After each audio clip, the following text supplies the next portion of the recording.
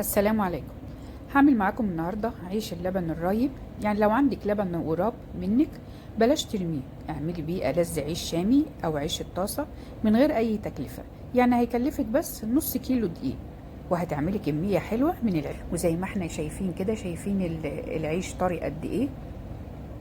وكمان وانتي بتقطعيه زي ما هنشوف دلوقتي، بصي مش زي العيش اللي بنشتريه من بره اللي هو بيكون مجلد او جامد معاكي، طري جدا علشان طبعا عاملينه باللبن الرايب.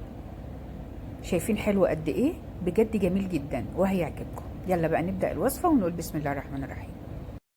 في بولة هحط معلقة كبيرة من الخميرة ومعلقة كبيرة من السكر مع نص كوباية مية دافية، وهقلبهم كويس جدا وهغطيها وهسيبها تخمر. هجيب بقى دلوقتي بولة وهحط فيها مصفى وهحط فيها كمية الدقيق اللي هو عبارة عن نص كيلو. الدقيق هنا اللي مستخدماه دقيق الضحى، تقدري تستعملي دقيق متعدد الاستخدامات او اي نوع دقيق انت بتستخدميه بيكون نوع دقيق كويس. هنخله بقى بالشكل ده، وزي ما قلت لكم اي معجنات بنعملها مهم جدا ان ندخل الدقيق ده، بيفرق جدا. هحط رشة بسيطة من الملح، هقلب كويس جدا.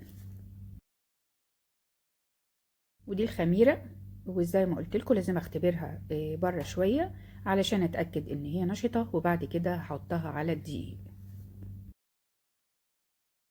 هبدأ اقلب كده بسيط بالويسك، وبعد كده بقى هشيله وهعجن بايدي. معايا بقى كوباية من اللبن الرايب. اللبن ده كان عندي لبن وبعدين راب، خدت منه كوباية. هبدأ بكوباية الأول، حطيتها على نص كيلو الدقيق وهبدأ أعجن بالشكل ده.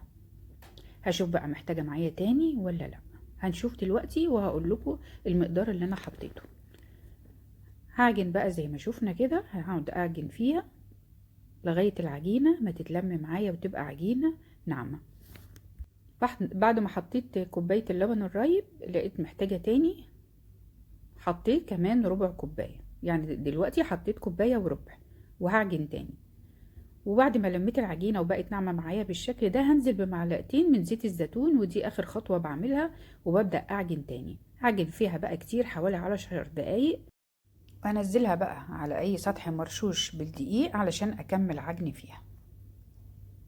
وزي ما قلنا مهم جدا العجن، يعني هعجن حوالي 10 دقايق ل 12 دقيقة. تقدري بقى لو ما عندكيش كمية اللبن الرايب دي، تقدري تحطي كمية اللبن الرايب اللي عندك وتكملي بمية دافية. يعني مش لازم تكون مية دافية قوي، لكن المهم ان هي ما تكونش باردة يعني. وبعد ما اتلمت العجينة وبقت ناعمة معايا زي ما شفنا بالشكل ده، غطيتها بقى بفوطة وهسيبها ترتاح نص ساعة، يعني هسيبها تخمر. بس قبل ما اغطيها بالفوطة لازم احط من تحتها دقيق، وكمان اغطيها امسحها كده بمسحة دقيق عشان ما تعملش قشر. وبعد ما خمرت معايا هجيب الميزان علشان احاول اخلي كل الارغفة تكون بحجم واحد، يعني ما يكونش واحد كبير وواحد صغير، يعني هعملهم بوزن واحد. هعمل الرغيف حوالي 50 جرام او 60 جرام. وانا هنا عاملة الارغفة وسط، يعني لا صغيرة ولا كبيرة. هبدأ اقطع كده اجزاء علشان تسهل عليا وانا بوزنهم. وزي ما قلت لكم حجم الرغيف خليه 50 ل 60 جرام، او لو انت عايزه بالنظر كده تقدري تعمليه، لو تقدري تخليهم كلهم متساويين زي بعض. وكل كوره هوزنها هكورها بالشكل ده وهحطهم هرصهم. وبعد ما اخلص الكميه كلها هغطيها وهسيبها ترتاح كمان حوالي ربع ساعه. وده شكلهم بعد ما ريحتهم حوالي ربع ساعه. طبعا زي ما احنا شايفين كده خمروا. وعلشان عامله العجينه طريه شويه علشان الارغفه تطلع معايا طريه، حطيت رشه دقيق وبعدين هحط رشه فوقها بسيطه جدا. وبعد كده هفردهم بالنشابة زي ما احنا شايفين كده، وهوريكم دلوقتي السمك اللي انا هعمله.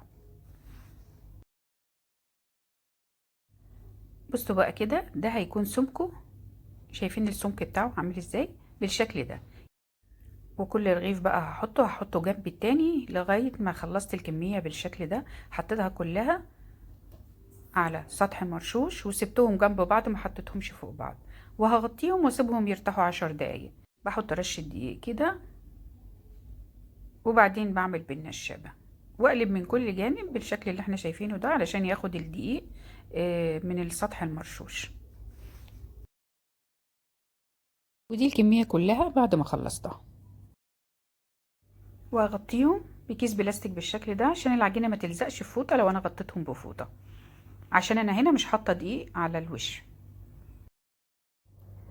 وبعد ما سبتهم ارتاحوا ربع ساعة، هجيب صينية الكريب او اي طاسة عندك مفيش مشكلة، وهبدأ بأول رغيف انا بدأت بيه في الفرد. هخلي الطاسة تسخن جدا، تقدري تحطي دهنة زيت بسيطة جدا او تقدري تعمليه على طول. انا عملت بالاتنين وكانوا الاتنين حلوين جدا. وهقلب فيه، اول ما يتشمع من جنب هقلبه على الجنب التاني على طول، علشان اللي بيكون فوق نفس تحت، علشان ما يسيبوش ياخد لون على طول من تحت. وبعد ما ياخد لون اقلبه على الجنب التاني، هيكون جزء سميك وجزء رقيق او رفيع، فعشان يبقوا الاتنين زي بعض لازم تقلبي فيه من الجنب ده ومن الجنب ده على طول. ودي الكمية كلها اللي عملتها زي ما احنا شايفين، بجد حلو جدا. تعالوا بقى نشوف واحد منه ونقطعه ونشوفه مع بعض. وفي خطوة مهمة جدا لازم تعمليها عشان العيش يبقى طري معاكي. لازم اول ما يطلع كل واحد تخلصيه تحطيه فوق التاني لغاية وتغطيه بالفوطة. يعني كل واحد تطلعيه تحطيه فوق الرغيف التاني وبرده تغطيه بالفوطة لغاية ما تبقى الكمية كلها، وتسيبيهم متغطيين بالفوطة شوية. وبعد كده تبدأي تعينيهم بقى في اكياس وتحطيهم في التلاجة. يعني عايزة اقول لكم العيش من جماله ممكن يتاكل حاف. يلا بقى جربوا طريقتي وقولوا لي ايه رأيكم فيه. اشوفكم على خير ان شاء الله في فيديو جديد. سلام عليكم.